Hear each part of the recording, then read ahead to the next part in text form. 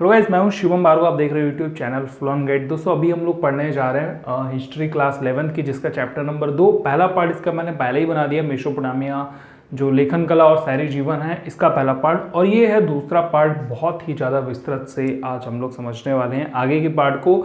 Chapter को समझाने के साथ में मैंने आपसे ये भी प्रॉमिस किया हुआ है कि अगर आप मेरी ये वीडियो सारी देखते हैं, मेरे सारे चैप्टर देखते हो, तो आपका एक भी प्रश्न ऐसा नहीं होगा जो आप सॉल्व ना कर पाओ या फिर मैंने वो प्रश्न आपको यहाँ पर ना पढ़ाया हो। सबसे पहली बात तो ये। दूसरी बात ये है कि मेरे इस चैप्टर मतलब इस चैनल पे मैं पॉलिटिकल साइंस भी क्लास 11th 12th और 9th 10th की भी पढ़ाने की कोशिश कर रहा हूँ। हिस्ट्री भी पढ़ा रहा हूँ, 10th की तो SST वगैरह पढ़ा रहा हूँ, आप सबको पता ही होगा।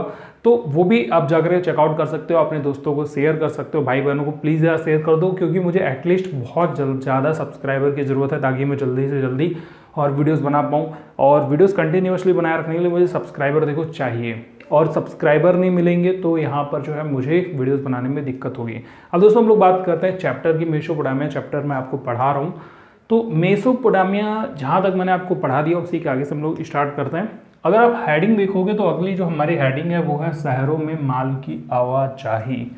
बहुत ही इम्पॉर्टेंट टॉपिक है अगर किसी भी शहर के बारे में हम लोग बात करते हैं, क्योंकि शहर का जो मेन काम होता है वो इम्पोर्ट और एक्सपोर्ट से ही होता है। दोस्तों किसी भी शहर को अगर जिंदा रहना है, कोई भी शहर बना रहना चाहता है, तो उसके लिए सिर्फ दो ही कंडीशन इंपॉर्टेंट होती है। पहली होती है इम्पोर्ट और दूसरी होती है एक्सपोर्ट। अगर इम्पोर्ट और एक्सपोर्ट उस शहर में नहीं हो रहा है तो वो शहर नहीं रह सकता है, या फिर वहाँ के लोग वो शहरी जीवन नहीं पा सकते हैं जो एक्चुअली में चाहिए। मेसोपोटामिया भी कुछ इसी तरीके से है, इंपोर्ट और एक्सपोर्ट। इससे पहले दोस्तों मैंने इसका पार्ट 1 बना दिया, अगर आपने नहीं देखा लिंक डिस्क्रिप्शन में। इसके अलावा मैं क्लास 11 12 की पॉलिटिकल साइंस और हिस्ट्री भी पढ़ा रहा हूँ। अगर आपके कोई दोस्त भाई बहन हो तो उनको भी मेरा चैनल सजेस्ट कर दो, because I need subscriber very much. और दोस्तों यहाँ पर क्लास 9 10th की भी जो हिस्ट्री, पॉलिटिकल साइंस, जियोग्राफी और इको है वो भी मैं पढ़ाने की कोशिश कर रहा हूँ, मतलब SST भी पढ़ा रहा हूँ। तो दोस्तों हम लोग बात कर रहे थे ये जो मेसोपोटामिया शहर है उसके बारे में। जितना मैंने पढ़ा है उसके आगे से शुरू करते हैं। हेडिंग है हमारी शहरों में माल की आवाजाही। आवा मतलब आ गया, जाही मतलब चला गया। तो माल अगर आएगा नहीं जाएगा नहीं तो शहर नहीं रहेगा। कहने का क्या मतलब है, देखो मेसोपोटामिया जो शहर, अगर आप इसका भौगोलिक मैप, भौगोलिक दूरदर्शन करोगे, आपको पता चलेगा वहाँ पर ना तो खनिज संसाधन थे, ना ही तो वहाँ पर अच्छे खासे पत्थर थे जिनसे जो है आभूषण बनाया जा सके, जिनसे जो है कुछ कीमती लाजवर जैसी कुछ अच्छी चीज़ें बनाई जा सके। ना पत्थर थे, ना वहाँ पर खनिज संसाधन थे, तो वहाँ पर था गया, वहाँ पर भी खाद्य संसाधन ज़्यादा था, वहाँ पर खाने पीने की चीज़ें ज़्यादा थी। चलो हम लोग ध्यान से इस चीज़ों को, इन सारी चीज़ों को समझते हैं। मेसोपोटामिया में खाने पीने की चीज़ें बिल्कुल भी कम नहीं थी, लेकिन वहाँ पर कमी थी किस चीज़ों की? संसाधनों की कमी थी। वहाँ पर पत्थरों की कमी थी, वहाँ पर कीमती पत्थरों की कमी थी। मेसोपोटामिया जो शहर है, जो आपने पूरा ये शहर देख रहे हैं मेसोपोटामिया, वहाँ पर लकड़ियों की कमी थी। जो लकड़ी थी भी वो बहुत अच्छी नहीं थी। कैसी लकड़ी थी? लकड़ी एकदम रद्दी क्वालिटी की लकड़ी, यानी कि देखो पेड़ तो उग नहीं रहा है, लकड़ी कहाँ से आएगी भाई? तुम्हारे यहाँ जंगल तो ढंग का है नहीं, तो जंगल ना होने के कारण, बढ़िया सा पेड़ ना होने के थे, ऐसा नहीं करो नहीं थे। आपने जब इसका पहला वाला पार्ट देखा होगा, वहाँ पर मैंने बताया यहाँ पर बहुत ज़्यादा अच्छे खासे वन थे, लेकिन वो ऐसे वन नहीं थे जिनकी लकड़ियाँ बहुत मजबूत हों। ठीक है, तो लकड़ी अच्छी नहीं थी, जिसके कारण ना तो ये अच्छी नाव बना सकते थे, ना तो ये कोई अच्छी गाड़ी बना सकते थे। तो यहाँ पर लकड़ी भी अच्छी खासी नहीं होती थी। धातुएं भी किसी भी प्रकार की नहीं थी। धातुएं जो थी वो कोई भी आभूषण और कोई भी औजार बनाने लायक नहीं थी। अगर आपको एक हथौड़ा बनाना है अपने दोस्त का सर फोड़ने के लिए, क्योंकि उसने आपके जो है रुपए नहीं लौटाए हैं, काफ़ी दिनों से ले रखे थे, तो आपको हथौड़ा किन चीज़ों का चाहिए? पहला तो वो थॉर का हथौड़ा हो जिसमें बहुत मजबूत वाला हो। दूसरा, अगर वो हथौड़ा नहीं है तो कोई बात नहीं, नॉर्मल सा एक हथौड़ा चाहिए। उसमें आपको एक लोहे का या फिर चांदी का या फिर तांबे का, आगे जो मस्त वाला जो आगे का भाग होता है फलक, वो, और पीछे एक लकड़ी होगी या फिर कोई लोहे की डंडी वगैरह लगा लो, काम चला लोगे। तो कहने का मतलब है कि औजार बनाने के लिए आपको धातु चाहिए होगी, लकड़ी चाहिए होगी। दोनों चीज़ें नहीं है तो ना तो आप औजार बना सकते हो ना धातु बना सकते हो। तो यहाँ पर धातुएं भी मौजूद नहीं थी।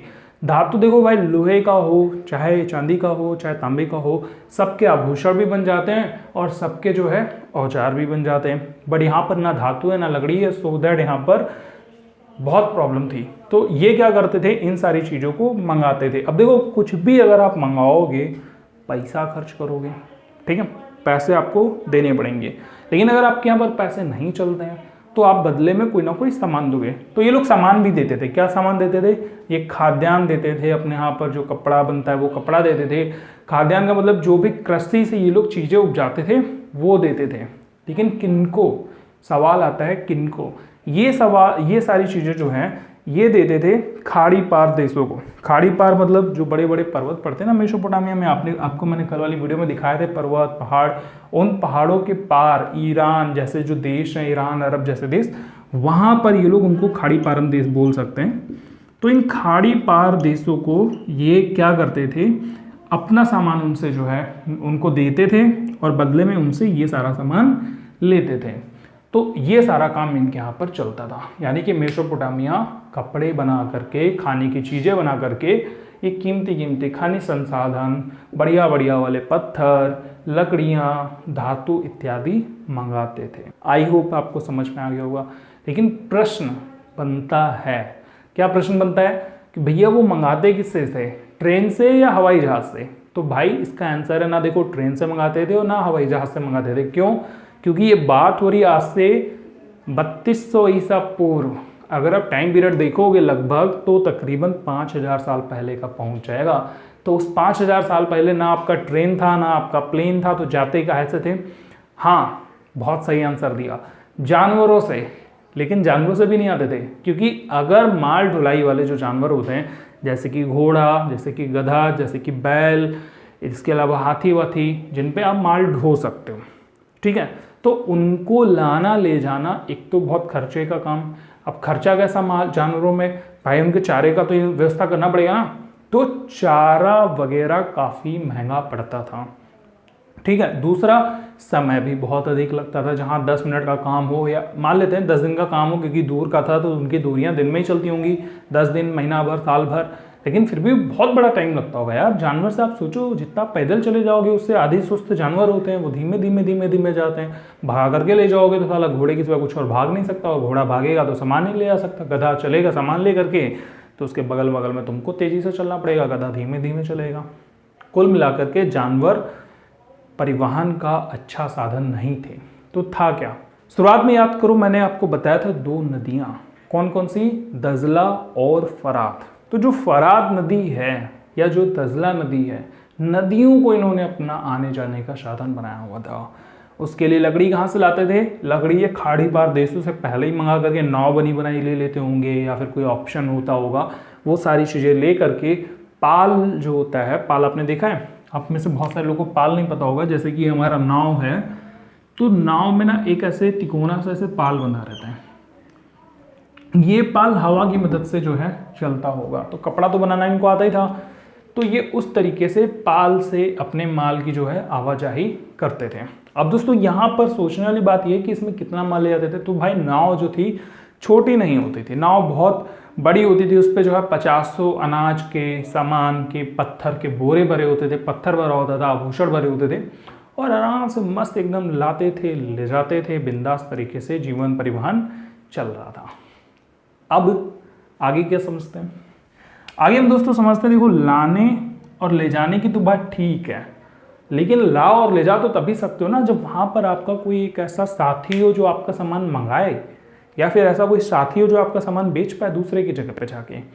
यानी कि संगठन बहुत ज़रूरी वर्ड है इन दोनों के बीच में। कहीं भी इंपोर्ट एक्सपोर्ट होता है तो ऑलरेडी दोनों तरफ चीज़ें तय होती हैं कि हम ये मंगाएंगे बदले में ये देंगे, और आप ये मंगाना बदले में वो देना। ये संगठन जो था मेसोपोटामिया ने बना लिया था खाड़ी पार देशों के साथ में, इसलिए यहाँ पर आवाजाही संपन्न हो पाई थी माल की, ठीक है। तो संगठन, इन्होंने बड़े बड़े संगठन बना रखे थे। वो संगठन दोनों तरफ से बने होते थे जो सामानों को लाने ले जाने देते थे। आप में से बहुत सारे लोग जो ये वीडियो बाद में देख रहे हैं वो भाई मेरे बालों को मत नोटिस करना, लॉकडाउन के समय पर मैं बना रहा हूँ ये वीडियो। हर वीडियो में बोल रहा हूँ मैं, ये जरूरी लगता है, क्योंकि बाद में लोग कहेंगे कैसा टीचर है, बाल नहीं ढंग से कटाया हुआ है, कपड़ा अच्छा नहीं पहना हुआ है, कहाँ से पहने, कहाँ से करे। भाई लॉकडाउन है, घर से निकल नहीं सकते, साबुन सरफ खरीद नहीं सकते, गंदा सा कपड़ा पहन के जो है हम वीडियो पे वीडियो बनाते हैं, काम चला रहे हैं। बताना कमेंट में कौन कौन ये वीडियो बाद में देख रहा है और कौन कौन अभी देख रहा है। चलो, आई होप आपको ये संगठन जो है समझ में आ गया होगा। ये इनकी जो शहरों में माल की आवाजाही है समझ में आ गई होगी। अभी मैंने एक शब्द बोला था, ध्यान से सुने होंगे भाई। देखो वीडियो डाउनलोड मत करना यार, अगर आपने डाउनलोड कर लिया है तो इस वीडियो को मत डाउनलोड करो, बिना डाउनलोड के चलाओ, क्योंकि बहुत मेहनत लगती है। और जो भी देखें उनको भी बोलना है यार कि वीडियो ना डाउनलोड करा करो किसी भी टीचर का, क्योंकि वो बहुत मेहनत ख़त्म करते हैं वीडियो बनाने में, हम जैसे जो भी लोग हैं, और तब आपको वीडियो देते हैं और आप लोग डाउनलोड कर लेते हो, हमारा कुछ फ़ायदा ही नहीं होता। फ़ायदा नहीं हुआ कैसे बनाएंगे बोलो, बंद करके बैठ जाएंगे, ना आप भी पढ़ पाओगे ना हम पढ़ पाएंगे, मतलब पढ़ा पाएंगे। तो यहाँ पर जब सामान आ जा रहा था, मैंने इसलिए डाउनलोड के लिए बोला क्योंकि ये देखो, ये जो लड़का देख रहा है वो डाउनलोड का बटन दबा दिया था पहले ही। बंद कर दो भाई, मत दबाओ। इस बोरी में, सॉरी बोरी थोड़ी है तो नाव है, इस नाव में 50 बोरियां रखी हैं, ठीक है। आपको कैसे पता चलेगा कि 50 बोरियां थी? ये 50 बोरियों का हिसाब किताब रखने के लिए इन्होंने पट्टिकाओं का यूज किया था। 3200 ईसा पूर्व पट्टिकाएं मिली ऐसी, 3200 ईसा पूर्व की थी वो, जिन पर सामानों की लिस्ट बनी थी, या बोल सकते हैं कि निशान बने होते थे। तो ये वो चीज़ें हैं जहाँ से हमको ये पता चल पाया कि इनके यहाँ क्या क्या सामान आता था, क्या क्या सामान जाता था। अब देखो पट्टिकाओं पर लिखा कैसे होता था। अगर हम लोग लेखन प्रणाली की बात करें तो पट्टिकाओं पर इन्होंने जो है शब्द नहीं लिखे हुए होते थे, बल्कि चित्र बने होते थे। और जो लेखन प्रणाली थी वो कीलाकार थी। कीलाकार मतलब कील जैसे अक्षर बने होते थे। जैसे मान लो कि अगर धान बनाना है तो एकदम ऐसा धान बना दिया, अगर बोरी बनानी है तो अंदाज़ा ऐसा लगा लो कि इनकी जो पट्टिकाएं थी उस पर इस तरीके से खूब धान बने रहते थे। तो इससे आइडिया लग सकता था कि भाई 5 धान की बोरी गई हैं और 3 धान की बोरी गई हैं, जो भी हो, इस तरीके से इनके अक्षर बने होते थे। अब देखो हमारे यहाँ तो शब्द हैं। शब्द कौन कौन से हैं? बहुत सारे वर्ड हैं, बहुत सारे अक्षर हैं, अक्षरों से शब्द बनते हैं, शब्द से वाक्य बनता है, और वाक्य से हम अपनी बात को आप तक पहुंचा पाते हैं। यही होती है भाषा। इनके यहाँ पर भी भाषा रही होगी कुछ उलूल जुलूल टाइप की, मतलब सुमेरिया भाषा थी, मानते हैं सुमेरिया भाषा थी, बाद में अकड़ी बन गई, लेकिन जो भी भाषा हो, सॉरी गलत बोल दिया सुमेर भाषा को, तो जो भी भाषा रही है वो भाषा का कुछ ना कुछ इन्होंने शब्द बनाए, छोटे मोटे कीलाकार अक्षर बनाए। तकरीबन 5000 से ज़्यादा अक्षर बना डाले थे। और वो जो 5000 अक्षर थे वो किसी लिपिक को याद रखने पड़ते होंगे, इसलिए इनके यहाँ पर बहुत सारे कम लोग पढ़े लिखे होते थे। लेकिन वो 5000 वर्ड यहाँ पर लिखते थे। कैसे? एक एक अक्षर, एक एक कील, एक एक चिन्ह का अपना अपना मतलब होता था, वो बना देते थे पट्टिकाओं पे। पट्टिकाओं की भी बात करेंगे डिटेल से। तो इस तरीके से इनके यहाँ पर हिसाब किताब भी रखा जाता था। कह सकते हैं कि सबसे पहले मालों की आवाजाही करने के लिए, उनका हिसाब किताब रखने के लिए इन्होंने लेखन प्रणाली को शुरू किया था। आप में से कितने लोगों को सारी बातें समझ में आ रही है? कमेंट में बताओ, मुझे समझ में आ गया। अगर नहीं आ रहा है तो भी मुझे कमेंट करो। अगली बार जब लाइव वीडियो बनाऊंगा इस चैप्टर की, लाइव में समझाऊंगा तो क्लियर कर दूंगा वो पॉइंट। तो वो लाइव आने तक अपनी जो भी प्रॉब्लम है बताओ, पूछो। इसके बाद में दोस्तों अब हम लोग बात करते हैं लेखन प्रणाली की। लेखन प्रणाली एक जरूरी आवश्यक तत्व है यहाँ का, क्योंकि यही वो चीज़ है जिसके कारण ये शहर बने, या फिर शहर थे इसलिए लेखन प्रणाली है। ये तो आप डिसाइड कर लेना अभी थोड़ी देर में। हम लोग बात करें लेखन प्रणाली की। लेखन प्रणाली का क्या मतलब है? इनके यहाँ पर हमारे जैसे अक्षर नहीं चलते थे, इनके यहाँ पर हमारे जैसे शब्द नहीं चलते थे, बल्कि जो अक्षर थे वो कीलाकार थे। उनकी संख्या ही 5000 से ज़्यादा थी, यानी कि छोटे छोटे अक्षरों में ये लोग पूरी अपनी बात को लिख लेते थे। आपको ये अक्षर दिखाई पड़ रहे होंगे, ये सारे अक्षर ये लोग इस तरीके से यूज में लेते थे कि पूरा एक वाक्य इन्हीं अक्षरों में बना होता था। जैसे उदाहरण के तौर पर अगर हमको लिखना है आई एम कमिंग, यानी मैं आ रहा हूँ, कैसे लिखूंगा? आई मैंने यहाँ बनाया, एम यहाँ बनाया, कमिंग यहाँ पर बना दिया, ठीक है। लेकिन इनको अगर लिखना होगा आई एम कमिंग, मैं आ रहा हूँ, तो ये कैसे लिखते थे? आई जो है मैं के लिए इन्होंने एक अलग वर्ड बना रखा था, फिर एम के लिए पूरा ही एक अलग वर्ड बना रखा था जो सिर्फ एम को शो करता था, एम, ए एम, ठीक है।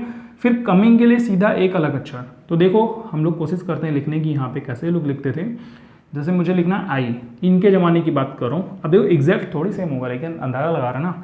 मान लिया कि इन्होंने आई ऐसे बना दिया, ठीक है, इससे पता चल गया कि मैं। एम के लिए इन्होंने ऐसे बना दिया, इससे पता चल गया एम। कमिंग के लिए ये जो है कुछ इस तरीके का बना देते होंगे, तो यहाँ पर ये लिखा है आई एम कमिंग, ठीक है। तो ये इनके यहाँ पर होता था। कीलाकार अक्षर थे। कितने अक्षर थे? 5000 से ज़्यादा अक्षर थे, इसलिए साक्षरता इनके यहाँ बहुत कम थी।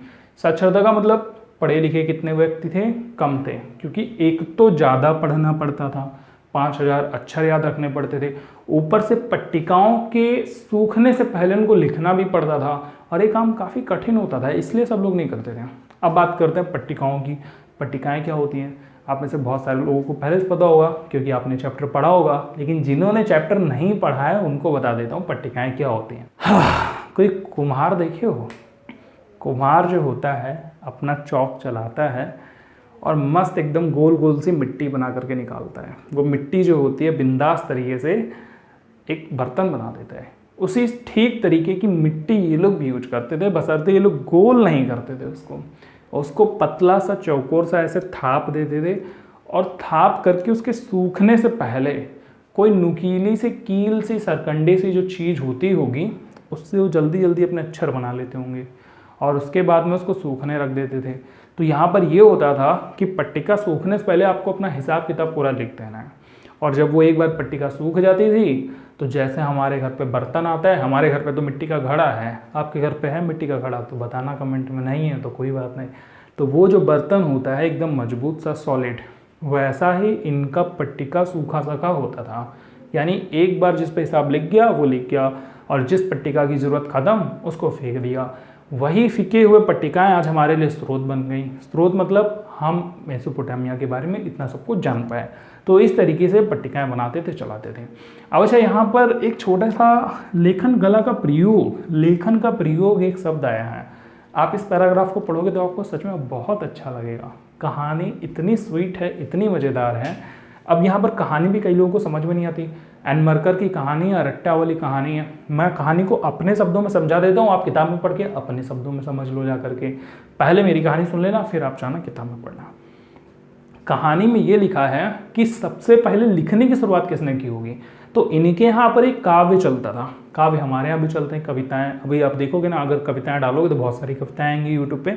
तो ऐसे ही जो कविताएं होती हैं कवि सम्मेलन वाली, तो इनके यहाँ पर कैसी कविताएं चलती थी, उन कविताओं का एक मतलब है, कहानी का मतलब है कि एनमरकर राम का एक राजा था। वो अपने मंदिरों को, जो कि उरूक का राजा था, उसमें लिखा हुआ था उरूक बहुत सुंदर नगर है, उसी में एक बहुत सुंदर मंदिर बनाना चाहता है एक एनमरकर नाम का राजा।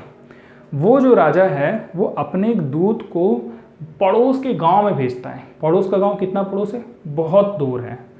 पड़ोस के गांव का मतलब बहुत दूर, जो खूब सारे पहाड़, खूब सारी नदियां, खूब सारे नाले पार करने के बाद में पड़ता है। पहाड़ों मतलब ऐसे बोल लो 7 समुंदर पार है। तो अरट्टा नाम के गांव में उनको जाना है। अब इन्होंने क्या करा, अपने उस मंदिर को सजाने के लिए एनमरकर ने अपने एक बंदे को भेजा जो कि दूत था। उस दूत को भेजा, कहा भाई जाओ चले जाओ और खूब बढ़िया से लाजवर्त के पत्थर ले आओ, खूब बढ़िया बढ़िया चीज़ें ले आओ, ताकि हम इस मंदिर को एकदम चमका दे, सजा दे, मस्त सा बना दें। ये दूत चलता रहा, इसने पहाड़, नदी, नाले खूब पार करे जैसे तैसे। सूरज की रोशनी में दिन में, तारों की अंधेरी चमकती रात में ये कैसे भी करके उनके द्वारा बताई गई दिशा से एटलीस्ट अरट्टा पहुंच गया। महीनों लग गए होंगे यार। महीनों बाद पहुंचने के उसने अरट्टा का जो स्वामी था, जो शासन करता था, उससे कहा कि भाई हमारे मालिक ने तो तुमसे जो है पट्टिकाएँ मंगाई, सॉरी लाजवर्त के पत्थर मंगाए। तो उन्होंने मना कर दिया, ये वापस आ गए। इनसे कहा एनमरकर से कि वो तो दे ही नहीं रहे। एनमरकर ने तब क्या करा, कुछ पत्ते लिए और पट्टिकाएँ भई और उन पर कुछ लिख दिया। लिखने के बाद में वापस भेज दिया। अब वो फिर वहाँ पहुँचा तो उसने फिर से मना कर दिया, फिर ये वापस आए। तो इस तरीके से एक छोटी सी कहानी आप पढ़ के देखना, बहुत मज़ेदार कहानी है। मुझे एग्जैक्टली सेम याद नहीं है, लेकिन ये चीज़ जो है याद है, क्योंकि वो काफ़ी समय पहले पढ़ा था। मेरे पास बुक तो अभी है नहीं, तो कहानी मैं सेम टू सेम नहीं सुना पा रहा हूँ, लेकिन फ़िलहाल ऐसी कहानी है। लेकिन इस कहानी का जो कंक्लूज़न है वो ये है कि सबसे पहले जो लिखने की कला थी वो राजा ने शुरू करी। जो लिखने का मतलब था वो राजा ने शुरू किया। तब से ये जो कहानी है, कहानी चल पड़ी। हालांकि कहानी सच नहीं होगी या झूठ भी हो सकती है, सच भी हो सकती है, पता नहीं। जैसे हमारी रामायण, हमको पता नहीं सच है झूठ है। देखो गुस्सा मत करना, यहाँ पे रामायण को सच झूठ के ले करके बोल दिया। बहुत से लोग बोलते हैं सच है झूठ है, जो भी हो, लेकिन इनकी भी कहानी कुछ इसी तरीके की रही। लेकिन इससे हमको क्या पता चलता है? इससे हमको ये पता चलता है कि सबसे पहले जो लिखने की शुरुआत थी वो राजा ने करवाई, और वो व्यापार के लिए लिखने की शुरुआत कराई थी। व्यापार चलना शुरू हो गए, लिखना प्रणाली शुरू हो गई, हिसाब किताब रखने के लिए भी लिखने की प्रणाली शुरू कर दी गई। अगर आपको ये वीडियो पसंद आया तो लाइक कर दो। अगला वाला वीडियो यहाँ पर देखने को मिलेगा और नीचे लिंक डिस्क्रिप्शन में देखने को मिल जाएगा। जैसा भी लगा हो, जो भी समझ में आया हो, कमेंट में बताना। वीडियो पूरी देखी है तो लिख देना हाँ मैंने पूरी देखी, ताकि मुझे पता चले, मोटिवेट हूँ कि अगली बार इतनी लंबी वीडियो बनानी है भी या नहीं, कि मैं तो मेहनत कर रहा हूँ, लोग देख नहीं रहे। और अगर भाई ये वीडियो डाउनलोड कर लिया तो इसको डिलीट कर दो, वापस जाओ, बिना डाउनलोड करा हुआ वीडियो देखो, उसके बाद में डाउनलोड कर लो तो कोई दिक्कत नहीं।